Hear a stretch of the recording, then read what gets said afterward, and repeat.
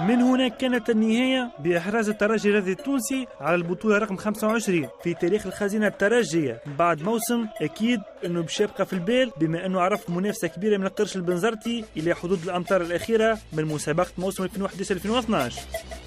هذه النهاية واللي اقترنت باللقب عدد 25 في 57 موسم أكيد أنها لم تأتي من فراغ، وإنما حملت معها العديد من الأرقام القياسية باش تقعد راسخة في إذهان عشاق القلعة الترجية.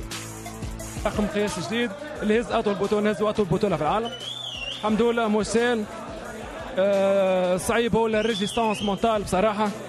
عام كامل تلعب بريسك في وقت من الأوقات لعبنا 3 ماتشات في الجامعة، مطالبين في كل ماتش باش نربحوا.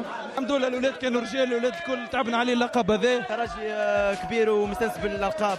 في الاخر معناها نتاع الشامبيونات عرفنا كيف نجيبوا الشامبيونات نتاعنا. Je suis content pour tous mes coéquipiers, pour tous les supporters, pour toute la famille espérantiste, les dirigeants, et la seule chose qui nous fait de la peine un peu aujourd'hui, c'est notre président qui a perdu son frère. Dommage un peu pour lui, mais j'espère que il est très content aussi de voir son équipe continuer à être champion, et on lui souhaite de vite récupérer moralement et mentalement et de revenir auprès de nous pour nous soutenir. كانت طويلة تعبنا عليها برشا، وفقنا ربي ويظل مازال عندنا قدامنا توا كاس افريقيا ان شاء الله نكملوا نفرحوا الجمهور بكاس افريقيا ان شاء الله. اليوم ما كناش حاضرين كوم فوق كيسوا معناتها جوارات نتصور معناتها ان شاء الله صفعه باهيه قبل مقابله موزمبيق.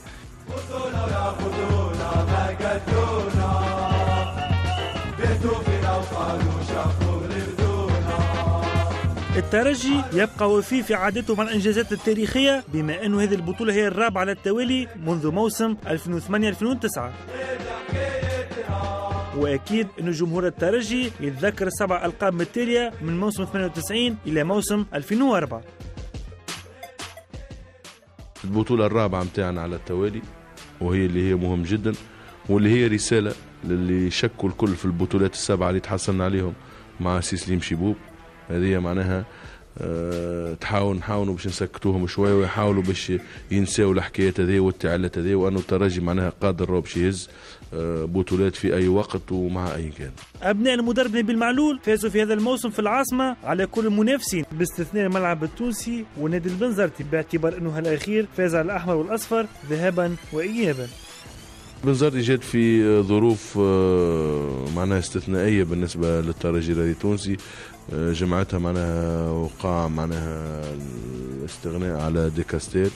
الترجي الرياضي التونسي معناها كان مش حاضر ذهنيا للمباراة، وجات معناها مباشرة بعد الهزيمة اللي عرفها الفريق ضد النادي الرياضي الصفاقسي، وكانت فما مشاكل شوية على المستوى الذهني. سونسير نحن توجنا، والترجي ذولي جماعة تيتروات ما تخمش على ماتش ولا اثنين، تخم على الشامبيون كامل. إذا فريق باب سويقة يواصل التربع على عرش الكرة التونسية بعد موسم جمع فيه 69 نقطة بعد 23 انتصار 3 تعادلات و5 هزائم، والماكينة الترجية كانت هي الأفضل دفاعا وهجوما، والتميز أمام شباك المنافسين كان من أقدام يوسف المساكني هداف البطولة ب 17 هدف، دون أن ننسى الكاميروني نيانغ ثاني أفضل الهدافين ب 15 هدف. Son but et mon but c'était de chaque fois essayer de marquer le but pour faire gagner l'équipe.